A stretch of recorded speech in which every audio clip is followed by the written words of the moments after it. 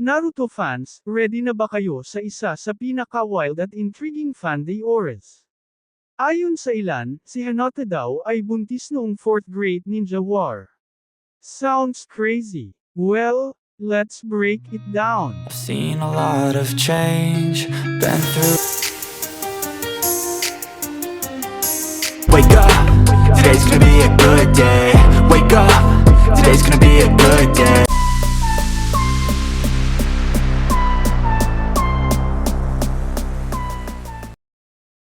Ito nga ay teorya lamang.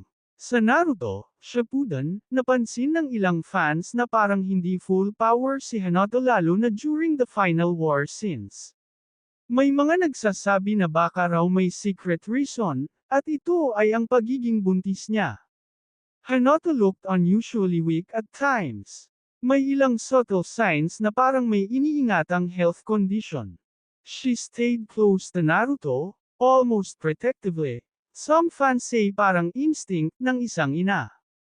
Timeline speculation. Kung pagbabasehan ng timeline, possible ba na nangyari ito after ng confession niya kay Naruto, pero before ng final scenes ng war? Siyempre, walang official confirmation from Kishimoto. Pero in true anime fashion, open palagi ang interpretation ng fans. True or not, nakakatuwa pa rin isipin ang mga ganitong theories.